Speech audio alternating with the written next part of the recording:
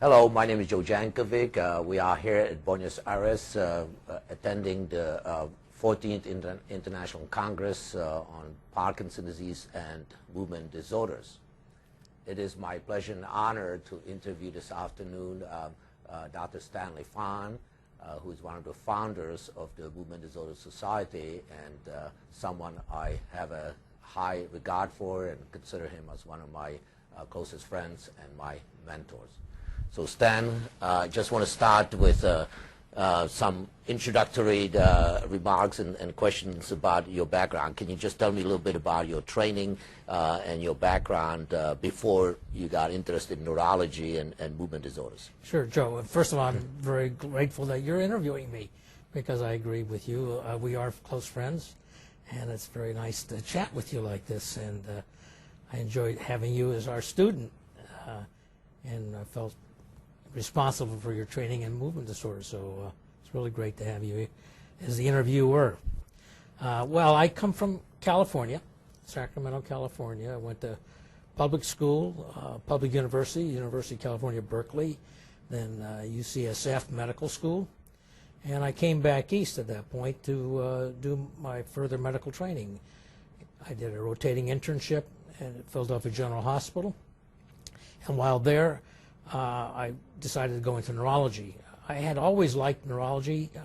I love neuroanatomy. I was the only guy in the class that got 100 on the neuroanatomy exams. I really fell in love with it, but I was thinking, what's neurology? It doesn't do much. I should be a neurosurgeon, and so I was thinking, before I make a decision to go to surgery, and I'll just take a rotating internship and decide during internship year. And right away in the first year, I was on psychiatry rotation, and attending the psychiatrist talked about psychiatric conditions and was talking about the involvement of the brain and things like that. And I got back to neurology and thinking this is for me, medical neurology. So I applied to different institutions. Houston Merritt, Columbia University's Neurological Institute took me. It was an interesting interview process because I applied, I didn't hear from them. I know you needed to have an interview, at least I was taught that. So I went there and walked around the wards, and on one weekend, and the guy who was the chief resident at the time on that service said, you need an interview. So Charlotte, my wife, was still in Barnard. It was a senior class at Barnard. And I asked her, could she stop off at Dr. Merritt's office and see if I can get an interview? So she went to Dr. Merritt's office one day after school. Merritt wasn't there, but his secretary, Betty Fisher, was there. And so was Bob Fishman, one of the young attendings. And Charlotte said, well, can he have an interview? And Bob Fishman says, yeah, look at his he looked at my record and said, yeah, Betty, give him an interview. And that's how I got interviewed. From there, I got accepted. And I was a resident. And I got interested in neurodegenerative diseases while a resident. And I even went in my elective months in my third year, took some courses in biochemistry and physical chemistry and be prepared. And then I took, after finishing my residency, I went to Bethesda at the NIH to do a training in neurochemistry. I thought the future for looking at neurodegenerative diseases is to study the brain, the chemistry of the brain, and I did microchemistry. I thought that would be the way to go. And while there, I was put on a task of sodium potassium ATPase, the electric organ of the electric eel. And I wrote some papers, got published in Science, got published in Journal of Biological Chemistry, and I spent 3 years at NIH. It's time to get a job, and I was offered a position at Duke, and Melior came down. He had just gotten a big grant on Parkinson's disease to form a center at Columbia, back at Neurological Institute, and he was one of the mentors in neurology for me at Neurological Institute. And he offered me a job, and I was concerned that, you know, here I was working electric organ, I know nothing about Parkinson's disease. Do I have to do Parkinson's disease research? Can I do any other kind of research? He says, as long as it's central nervous system research and not muscle research, you can have this lab. So I took the job. I didn't want to live in the South.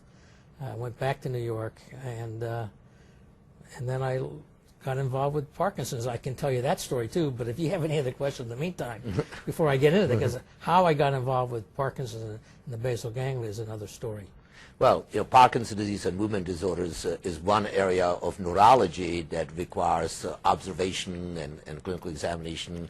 And one of the things I have admired about you is your power of observation and picking up all the nuances of movement disorders. So how did you learn that? Or is this something that just came naturally to you, or was there a mentor that you admire, that you learn from, to make this a power of observation, and then use that to make your clinical diagnosis and make all these observations about the phenomenology of movement disorders?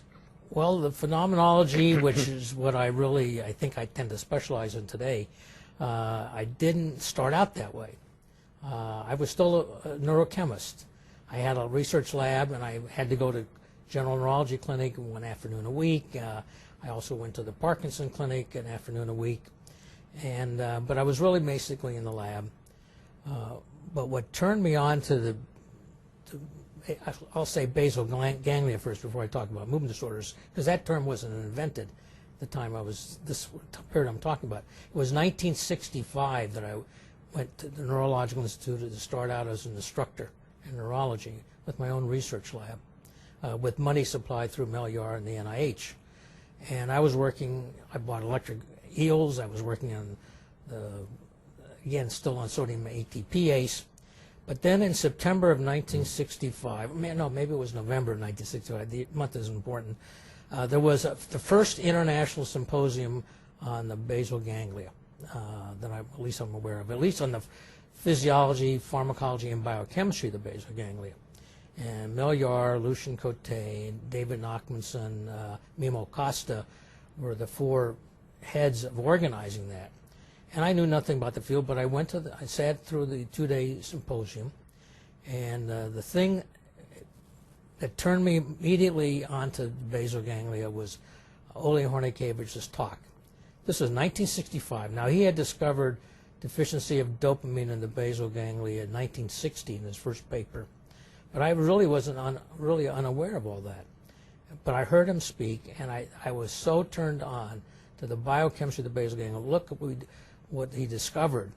And there were other people there, Fuchs and Carlson and many others who I listened to, but it was really Hornikevich that got me interested, because I was interested in the chemistry of disease, and Hornikevich was doing chemistry of disease. So after the symposium was finished, I went to my colleague Lucien Cote, who had another lab. He was working on something else. I told him I was really interested in it, and I want to study the biochemistry of the basal ganglia, try to figure that out. Would he be interested in joining me so we can go much faster? So we divided up the work. We learned the new assays, how to measure GABA. We already had the assay for sodium potassium ATPase, but we looked at acetylcholine esterase and cholineacetyl transferase enzymes, and we mapped out the basal ganglia. We were the ones that show high levels of at least the dopamine system and the GABA system, the substantia nigra, among other things, and the globus pallidus had a lot of GABA, and we were very excited. And it was, when we were doing that kind of work and we finished it, there was at the time the Montreal World's Fair was going on, and Andre Barbeau organized an international symposium on Huntington's and other basal ganglia disorders. It was mostly about the genetics that he was interested in. And Lucien and I went and we gave a paper on the substantia nigra, showing how it was a dynamic, the one nucleus in the brain that had the highest activity in GABA and tyrosine hydroxylase. And after we finished our paper, and at the break, a fellow named David Marsden came up to us, and I didn't know David at the time, but he was younger than me. He had worked on the substantia nigra as a medical student. That was his thesis. And his thesis showed that the substantia nigra grew in stature through phylogeny. In other words, as the animal species developed further and further along, the substantia nigra was bigger. But there was also neuromelanin, and neuromelanin was considered a waste product. No one knew what the neuromelanin did, and David Marsden's thesis was this is the big waste deposit, the garbage can of the brain. And it has no activity just to dump this neuromelanin in there. And so when he heard our story about how all this enzyme activity was there, he was struck dumb. he came up to us, he wanted to learn more.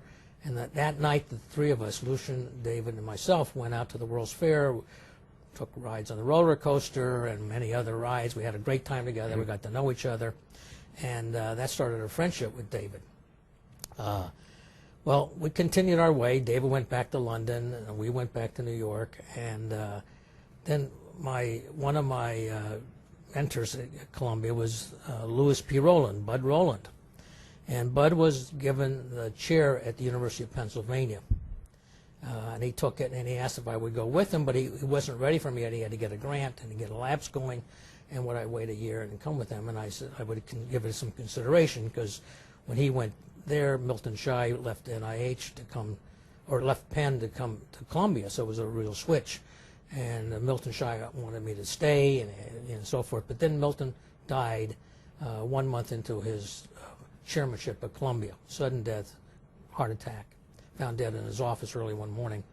And Dick Maslin took over as chairman, and I decided by then that I would go with Bud to Penn. When I went, by the time I left Columbia to go to Penn, this was 1968. In 67, the paper by George Scotches came out about Ldopa and Parkinson's disease. New England Journal was a major breakthrough, revolutionary advance, really, about people getting better with this high dose of Ldopa. And Melior was running the Parkinson clinical unit, and Roger Duvazan was one of his leading assistants. Roger went out to Long Island to see George Scotches' work, recognized the dyskinesia people have, told George about it. George was not a clinician. He was a pharmacologist, basically, but trained in medicine. He had an MD. And he came back, Roger came back home and said he got all these dyskinesias, and that was really true, that this really works, the Ldopa. And so at that time, Melior decided, let's get Ldopa. In the meantime, that was what George Scotch was doing. He got Ldopa, which got rid of some of the side effects from the Ldopa, and he used half the dose. And while George was publishing another paper in 1968, the follow-up paper with Ldopa, Melior was doing Ldopa double-blind trial at the Columbia Group. Peggy Holm was one of the other people, Bob Barrett, Myrna Scher, and Roger Duvazan. I was not a clinician then. I was in the lab, but I was interested in what they were doing and everything, and Ldopa was working. And so when I was ready to leave in 1968 to go to Penn, I told Dr. Rowland, well, I would like to start Ldopa treatment. And so I went to Penn. I teamed up with Gabriel Schwartz, a senior clinician there. He was interested in it too, and he had some of money from his practice, and he was willing to buy Ldopa from the chemical house, get it packaged into capsules, and then sell it to the patient. So we made a little profit each time in order to buy more Ldopa. And we did that. We were the center at that time in Philadelphia, bringing in a lot of patients. So we were one of the early groups. I mean, obviously Yar and Kotzius, but also others, Charlie Markham and others and other institutions. And we're doing the same thing. Harold Klawans, for example, in Chicago, and so forth. And so we published some of our work at that time, but I got experience with Ldopa right then and there. And while I was a clinician at that time, I was doing the work in the lab, but also running this trial in Ldopa. I became interested in other movement disorders, but we didn't have a name for movement disorders. When Dr. Rowland asked me to start a Parkinson clinic shortly after I joined, I told him, because we already knew about dyskinesia and Ldopa, that there was a connection between abnormal movements and Parkinson's, and Ldopa makes a Parkinson akinetic person into a hyperkinetic person. So I told Bud, look, I would run the clinic, but I don't want to call it Parkinson Clinic. The Parkinson Clinic was already at the Neurological Institute. The only other Parkinson clinic there was in the United States, maybe even the world, was at Mass General. And they were the two. That was we had to come up with a name for the clinic. And we sat just like we're sitting now next to each other, and we're chatting about them, we're trying to come up with names. And Bud came up with the idea, well, why don't we just call it movement disorders? I said, that's it, movement disorders. We called it movement disorders. And so we started the movement disorder clinic. And in a year or two while I was there, I was asked by the American Academy of Neurology to take over one of the full-day courses that they had at the Academy that was run by Tom Chase for several years, called Neuropharmacology. And I wrote back and said, I'll take over the course, but I want to, since most of the work that was being discussed at that course in the past, it had to do with Parkinson's and chorea and things like that, I would like to call it movement disorders and not neuropharmacology. They agreed, and so movement disorders finally got on the list of courses, and eventually the word got taken up by other people, and so it became standard. And now we have a movement disorder society.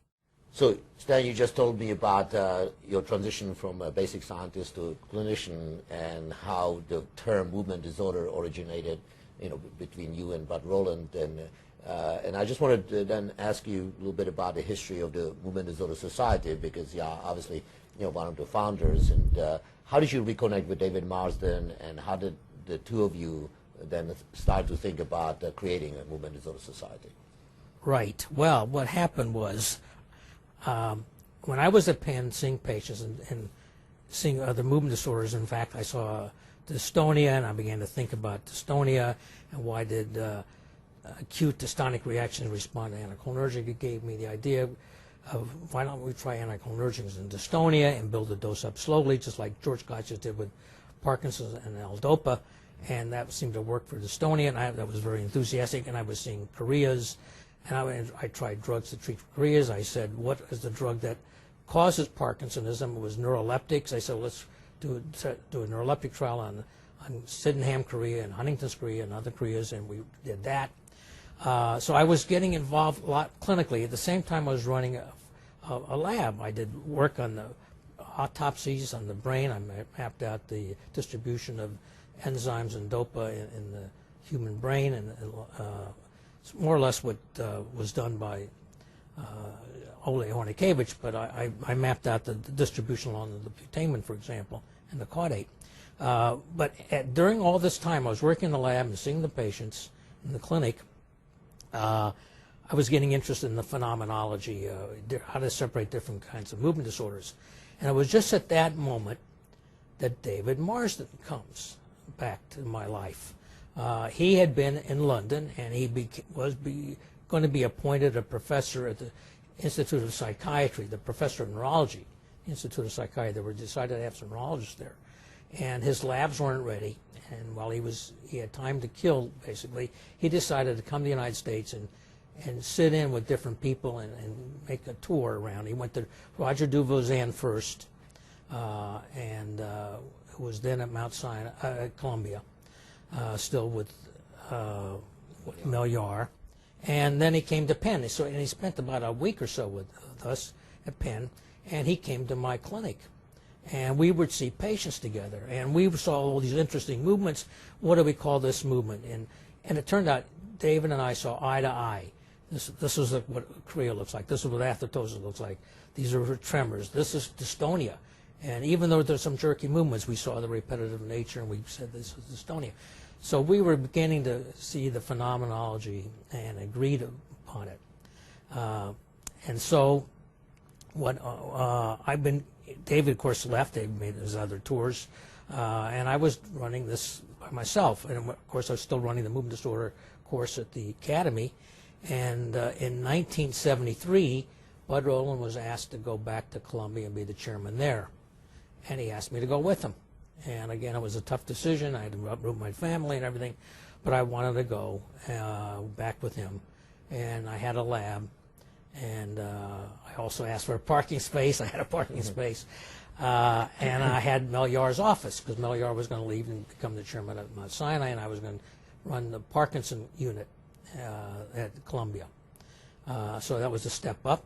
And so I went back to Columbia and changed the Parkinson Clinic's name to Movement Disorder Clinic, and began to not only see patients but run my lab there.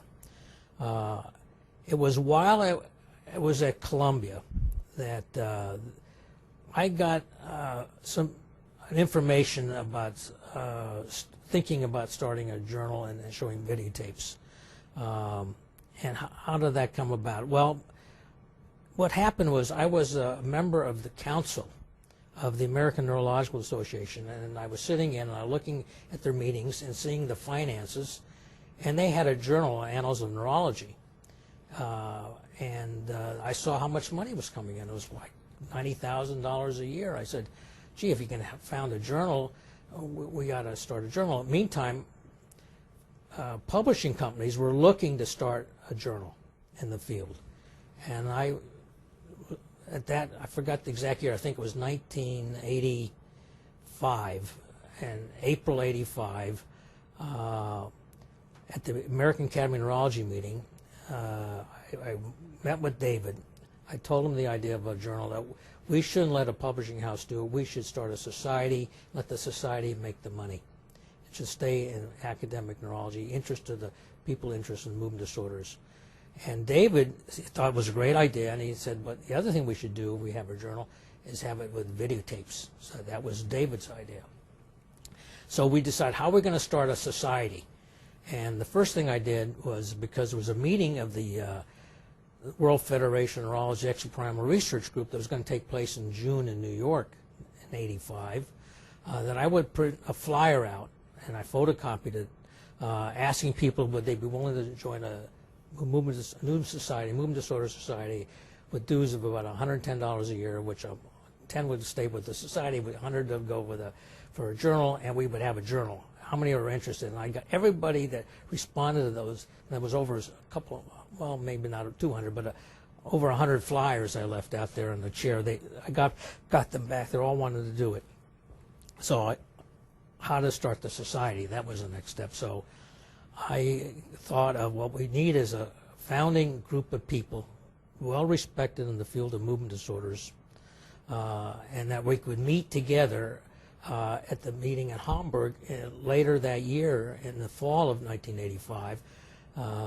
There was I think the World Congress of Neurology was going on there, and I was going to go, and so I invited to have 3 Americans and 3 Europeans who are respected.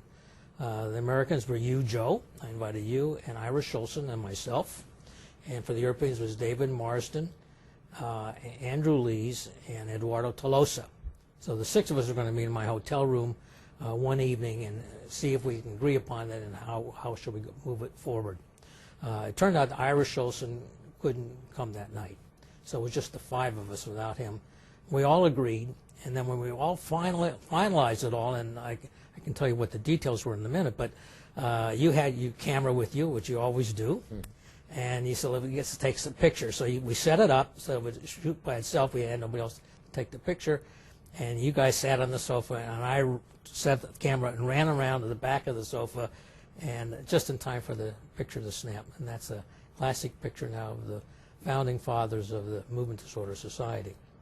The next day, we picked up who should be on the editorial board. I was asked to be not the president, but the head of the steering committee. We'd be the steering committee. We wouldn't have a president until we had an actual constitution and bylaws. And so we would begin slowly, start with the journal, incorporate ourselves. I set up the paperwork to incorporate. I did the negotiating with the Raven Press to set up the journal. And they would pick all the expenses until we make a profit, and then they would get their money back, and then we would share the profits. After that, it was a 50-50 split, just as we envisioned. And so that was 1985. We wanted the journal to start right away. When I got back home to New York, I met with Raven Press. Alan Adelson was the head of it. It turned out my wife was working with Raven Press, so I knew Alan very well. And we set these terms together, and we started the journal. And it was going to be a quarterly, a small size production. That is, the size of the journal was going to be small. And it was tough going at the beginning. We got an editorial board. The editorial board was supposed to send their papers in and get this thing going. The first issue was going to be in 1986. And we were just at the end. It was January through March, but by the end of March, the first issue comes up. By the end of June, the next issue. We were way behind in getting it done. And I had to nag people and coax people to get. And a lot of people came through, and some people didn't. I remember our first editorial board meeting. We had no money in the bank, and so we set up an arrangement that and we did have the subscription. We had a movement disorder society by then. We had about 100 people, or maybe a little bit more by then. We had an editorial board meeting. I think that it was in New Orleans that we met, the first editorial board meeting. I think you were on the editorial board, among others, Eduardo and so forth. But we had no money to pay for the dinner, so it was a potluck dinner. We all paid for ourselves. We shared the price of the dinner. Of course, David and I were co-editors, Eastern Hemisphere and Western Hemisphere, and we got no salaries. Our secretaries that we had, we just gave them the extra work to handle the manuscripts, and it was all seat of the pants, working diligently at it and getting the manuscripts in and getting them out. And of course, it grew and grew, and the society grew and grew, and it was great. And then for the Movement Disorder Society, we needed a constitution and bylaws, and I thought the model would be from the American Academy of Neurology's bylaws and its constitution. And I asked Gerald Stern, who was very eloquent in his language, the English language. I always admired the way he speaks so clearly and everything. I asked him, here's the constitution and bylaws of the Academy. Would you see if you can fix something up that models this for the Movement Disorder Society? And he did. He sent it back, and I did some editing of it, and we got it approved. The first meeting of the Movement Disorder Society membership was, I guess it was a year later. I can't remember the exact year, 1987 maybe, and that was in Jerusalem, or it was Tel Aviv, I guess. It was, again, the World Federation of Neurology Extrapyramidal Research Group, I think, was meeting.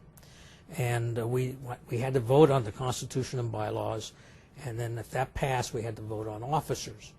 And I was still head of for 3 years I was heading the steering committee, and I had asked, I think it was you or Ira, to head the nomination committee, Ira Schulzen, and so I was nominated or picked by the committee to be president, and David Marsden to be president-elect. And those days it was going to be, I think, we were going to do a 3-year tenure, every 3 years to rotate. And Bob Burke, I know, was going to be secretary. And so it started out that way. Maybe it was 2 years. I can't remember the details now. I have to look at the old notes. But and then subsequently, when we merged with ISMD, which is International Society of Motion Disorders, which was mainly a European group, we negotiated a merger, keeping the name Movement Disorder Society, keeping our democratic structure with the Constitution and bylaws, but changing it to 2 years and having extra officers of a president-elect, not only the president-elect, but the secretary-elect and treasurer-elect, and that's how the current status is today. And we had a 10-member International Executive Committee. That was from the beginning, with rotation off every 2 years, but they can be reelected, and there'll be alternate terms, and so they're not all 10 of them elected at the same time, but every 2 years another 5 would be elected. And that's how the society started to take off and grow. And then when my term was over, David was president-elect, going to president, and he expanded more committees and things like that. And you were then named, also nominated and elected as the next president-elect to be taking the third presidency after David. So you've been involved from the very beginning of the society as well. And now, if I can, I just want to talk about how we started together. Because I was a young attending at the Neurological Institute. This was I came back in 1973, and within a year or two, you were a resident there. And when I was having our movement disorder clinic, I would only accept third-year residents into my clinic. I said they had to know general neurology first, and then in the third year they can come, and they have to spend at least 6 months, because you can't see a patient and forget about the patient. You have to follow that patient up, and at least 6 months is needed. And I had that policy in place for a couple of years, and then you came along as you were going to start finishing your first year. You wanted to start already movement disorder clinic in your second year, and I said no, it's the third year, and you talked me into it. So you became the first of the second-year residents to come into our clinic, and you came every Tuesday for 2 years. It wasn't just a 6-month thing for you. And not only that, but you encouraged me to have rounds in the hospital and have the residents come on rounds. what we were doing up to that time, we had our movement disorder clinic on Tuesday afternoons, and it still is Tuesday afternoon today. The residents would rotate through it. Of course, we attendings would be there. And then when the clinic was over, I would make rounds in the hospital with the rest of the movement disorder attendings and see all of our patients in the hospital and see any other consults that were there for that came in that week. And you suggested, why don't you just open it up and let the residents come? And so from that point on, we had the residents join us at Movement Disorder Conference making rounds. And so I appreciate your input on that, and that was very good. And the clinic is still going strong. I began to have fellows for the first time, I think it was 1981, maybe 1980. I had a major donor, an oil man, who gave us $250,000. I decided to start a fellowship with that. And I think Bob Burke and Avi Rekas came. He got money for them. There was also a neurologist, pharmacologist from China. The Cultural Revolution was just over, and this guy was a professor there, and he was sent to the rice fields for 3 years. And when he came back to the university to do neurology there and do research in the lab, they said, you know, you go overseas for 1 or 2 years and get some training, bring yourself up to date. So he asked to come in my lab, and they provided the money. So we took him. He was in our lab. So it was a great group of people, and Steve Gollett was another first-year fellow then. And and then the fellowships continued to grow since then. And I've had many great fellows, way over 100, probably close to 140, 150 by now. Many are professors, and some are superstars like yourself. And it's been a great run. This has been an exciting time for movement disorders. I not only enjoyed it, I learned from my fellows, I learned from my patients, and I still love the phenomenology. Oh, let me tell you about phenomenology again, as long as I'm at it.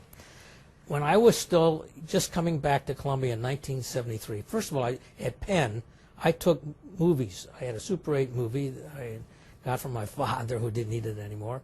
And I was taking movies of all my patients, and I would clip them and show them at the Movement Disorder Conference at the Academy, you know, when I give lectures about things. But when I got to Columbia in 1973, when I left Penn, taking pictures there, I asked people in New York City who had an interest in the field of movement disorders, how about coming and sharing your interesting movies with us? So I set it up once. It would be once a year. It was in our house one evening after work, and there were people. You know, Roger DeVozan came, Bob Barrett came, Mel Yar was invited but never showed up. Oliver Sacks came, a number of others from other institutions in New York, and Charlotte made us salad and made a big pot of chili con carne. I made French bread. I learned how to bake bread. We had a lot of French bread and chili and salad and beer, lots of beer to keep the tongue loose. And we ate dinner in our dining room. Then we broke into the living room. I had a projector on the wall. We had a camera, I had a screen on the wall and a projector shining into it. And we all took turns showing movies. It was that going on for about maybe 4 or 5 years at home every year, and when really a great time. That when I got on the education committee of the American Academy of Neurology, the idea came to me, why don't we have evening seminars where we show cases of interesting things? And I want to do only unusual movement disorders. I know there could be one for simple ones, regular movement disorders, but I would like a more sophisticated type thing. So there was a 2 separate after dinner seminars, and I invited David Morrison to be my other partner. The 2 of us would do it, and we would bring our own videos, but we'd also ask the audience to show theirs. And so that set up all at the Academy, all these case presentations on seminars, stroke case presentations, neuromuscular presentations, epilepsy ones, and so forth. But we were the first with movement disorders. We showed videos, and people like Bill Sethi came. He knew nothing about it, and he learned his movement disorders by being there. And there's a whole, we took a lot of people. Initially, the education committee said you can only allow 60 people in order to have a discussion. Well, people were locked out. They couldn't get a ticket. So after the guards left, they all came in anyway, and they were standing around. And so every year I asked her, well, let's have 80. How about 100? I said, what's the reason for any limit? We have plenty of discussion. And Dave and I would banter back and forth and sometimes disagree, sometimes agree. And it was great. And not only that, but that kind of a course taught people what Dave and I were already doing, and this is now in the 70s, about diagnosing phenomenology movement disorders. In those days it was phenomenology, and that also included psychogenic movement disorders and how to distinguish them. More recently, as etiology became more important, as people know their phenomenology, becomes more involved with etiology. What's the etiology of this particular type of Parkinsonism, this particular type of tremor, this particular type of chorea, ataxia, and so forth. But in the early days, it was mostly phenomenology. And I ran that course for 20 years, stripping down, and I asked you and Tony Lang to take over. You two were always at the course anyway. And you ran it for a number of years with Tony. Now another generation is doing it, but it was great to do that. We met a lot of colleagues, and at international meetings before there was a merger with the ISMD and had our own congresses, the Movement Disorder Society's congresses. There were congresses of the World Federation of Neurology, and they would have an unusual movement session, and I was asked to run those. And so a lot of people around the world got trained from having videos, which of course replaced movies, and we had sound, much easier to edit, and it was very interesting to have all that experience working with people and getting to meet a lot of people around the world. I would say movement disorders as a specialty is one of, I wouldn't call it necessarily all close-knit, but very friendly specialty. You don't see people bickering with each other. I hear about other specialties, they fight all the time and they split up, but we tend to be very congenial with each other, supporting one another, and the whole idea is to advance science, advance help of the patient, and we keep that as on top of our principles of not having any bickering or territoriality. If it's good for science, it's good for the field, and that's my philosophy, and the whole society's had that philosophy. So it's been good. The journal is thriving. The congresses are thriving. There are committees. There's scholarships. There's so much going on now. It's very hard to keep up with the field. In fact, I'm glad I was in it at the beginning because I can learn and read everything. Now it's hard to keep up. There's so many journals, and movement disorders journal now is full size. Not only is it monthly, but sometimes more than one a month. And it's videotapes. Of course, we had the videotapes from the very beginning. Now it's all digital. So it was been a great time in this field, and I'm glad I've been a part of it. Well, for me, it was also very rewarding, and one of my earliest memories was during my chief residency when I was following you around, learning the phenomenology from you, also going to your home and learning the phenomenology from the videos, and meeting your wife Charlotte. And I just want to ask you, how do you balance, your extremely productive, successful professional life against your personal life? And what advice would you have for young physicians who struggle with this, this difficulty balancing their career with their personal life? I would say this takes work and effort. It doesn't come easy. Each one has its demands. I love my wife and family, and actually they should come first, but work was always very important to me. In fact, when I first met Charlotte and I told her what I want in my life is I want to see advances in whatever field I'm in and work hard at it, and was she agreeable to all that? And but at the same time, make sure I spend time with her and the family. And I always, when the kids were small, I always left work in time to have dinner with the kids. Help put them to bed, bathe them, and so forth, diaper them when they were babies. So I was always there. And then when they got to bed, then I could get to my work, read the papers, write my papers, whatever.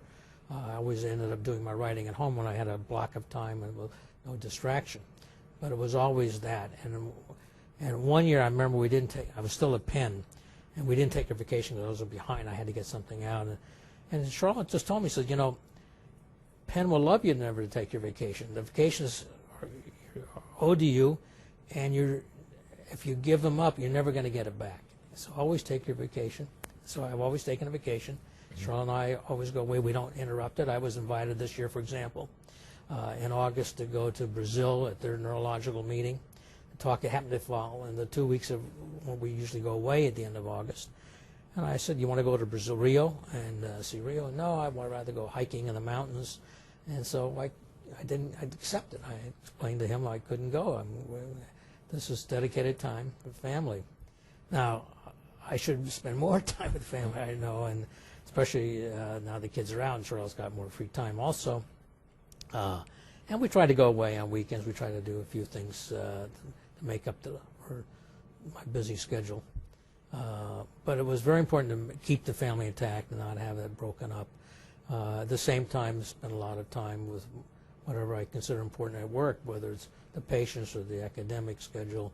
Training, I do a lot of training with fellows. I enjoy it tremendously. And I think I'm good. I take good care of my patients. I think I do a good job. So it gives me pleasure. I feel refreshed after that. So it's tough. I don't think there's an easy answer. It shouldn't be all or one and not the other. I think it should be a combination, and you have to have a spouse who's agreed to that. You know, you talked about the importance of family life and friendships, and you know, for me personally, friendship with you and David started actually during the Aspen Course. And I wonder if you can talk a little bit about the history of Aspen Course and what that means to you. Yes, the Aspen Course. This is the annual 4-day-long meeting. Every year it's been in Aspen. What's this, our 20th year? This is going to be our 20th year. Okay, so what happened, it dawned on me, CME was going on and continuing medical education, and I recognized that there was a need for good medical education in movement disorders for people who can all go to the academy and so forth, and so we should start a course. It was also, I thought, as an opportunity not only to spread the message, but possibly to generate some income if it was successful, to help our research fund or training fund and allow travel for the fellows and stuff like that, so we can bring some income in. And so I came up with the idea of this course. And I asked you, who I respected tremendously, movement disorders, and David, to be the three of us doing this course, and not having a whole bunch of other people coming in and doing it, because we have to pay everybody's transportation. We have to give them an honorarium. There wouldn't be any money left over. It would be a lost situation. And to get CME credits from Columbia, they have to make a profit. CME takes their cut too, the Department of Continuing Medical Education. So we couldn't take a loss. Otherwise, I was supposed to be personally liable for any loss. So I try to keep the expenses down, but I also wanted the best faculty, so it would have been the three of us. And for a number of years until David's death, that we had that course. And so you started, what, in 1990? Something like that, right? 1990 was the first year. Okay. And so this will be our 20th year. And David died, I think, in 2000. Yes.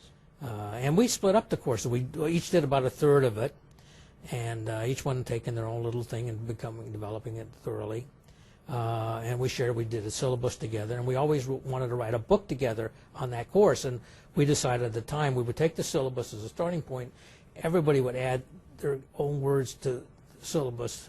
One would be the primary writer for that chapter, but the others would have their input.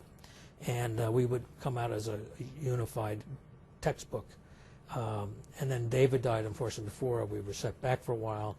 And when David died, we asked Peter Jenner and Mark Howell to pick up some of David's lectures, and you and I each picked up another one of David's lectures. And then until a year ago, we thought we could.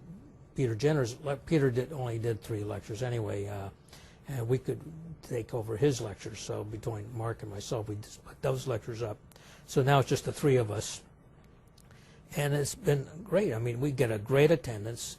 Turns out we got support from pharmaceutical companies who want to see young people come into the field of movement disorders. A lot of people who are movement disorder trainees want to come.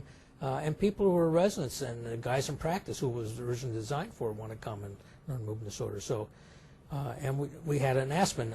Now, why did we pick Aspen? Well, that's to you, your credit. But what happened was I was thinking of Lake Tahoe. I grew up in California. I used to vacation in Lake Tahoe. But to get to Lake Tahoe, you have to fly to San Francisco, rent a car, or fly to Modesto or some other city and rent a car, and to get there. And it's an extra schlep in a way. You suggested Aspen. You knew Aspen. I had never been to Aspen, maybe once. And I agreed. I said, okay, Aspen looks good. They had one hotel that could accommodate us at that time, which is Hotel Jerome. They welcomed us because the summer was rather light. It was a ski town, and they were busy in the ski season. But summer, they wanted to fill up. So we always tried to pick the weekend period around the end of July, beginning of August, so that my view was that people go vacation either in July or August, and so it is either the end of vacation or the beginning of the vacation, and then they can break from there. If they come to Aspen, then they can vacation in the Rockies or in the West, or use that as a starting point for their vacation. So I thought that was always a good time, and we still have it around that same time. And it's still 4 days, and we trimmed it, and but we expanded the syllabus. It was small, and is now big. Now it's all digitized. Now it's on a memory stick. And then we have a book. The first book came out. What started with David and you and I, and Mark and Peter Jenner added some chapters. They really took David's chapters and worked on it, and we added to it. And then the next edition, we'll have Mark Hallett as one of the co-authors, being equal footing with us. And I think it's been a very successful book. They had big sales, and that worked out fine too. Let me conclude with the question that I always ask fellow applicants. I always ask them, where do you see yourself 10 years from now? So I'm going to ask you, where do you see yourself 10 years from now? Well, let's say I hope I'm still alive. I'm having fun. I'm at an age of retirement, past it actually, but I love what I'm doing. And I think I still do a great job, and I think I still keep a cohesive team together at Columbia. I just don't see myself doing something differently. To me, this is great joy. Now, obviously, at some point, I have to step aside. I will probably be retired in 10 years, maybe before that, obviously. And don't know what I'll be doing. I just don't know what I'll be doing in retirement. I'll probably like to garden. I might come into the rounds of the Neurological Institute and see the cases with them, or do some teaching. And still be around. And I certainly would spend more time with Charlotte by then. She probably wants me to retire now and spend more time, so we can travel. And we have now 3 little grandchildren. That's another thing. We would visit them more, and we'll probably do a lot of traveling, I suspect, more than we're doing. Right now, a lot of my traveling is with meetings, so we'll probably travel without that in the future. Well, we very much hope that you're going to continue to live for many, many decades, and will continue to contribute to the field of movement disorders, as well as to have the time to spend with your family. And just from me personally, I want to thank you for everything you have taught me, and especially for the friendship that we have shared over the years. And I've learned from you too, Joe, so this goes 2 ways. Well, it's like everything, even my patients, I learned from it. Everything, you take it in and you get the best. It's like a sieve. You let this garbage go out, and the kernels stay behind, and that's the fruit. You should never, ever stop being a student. Is that right? Correct. Thank you, Stan. Well, thank you. Thank you, Stan.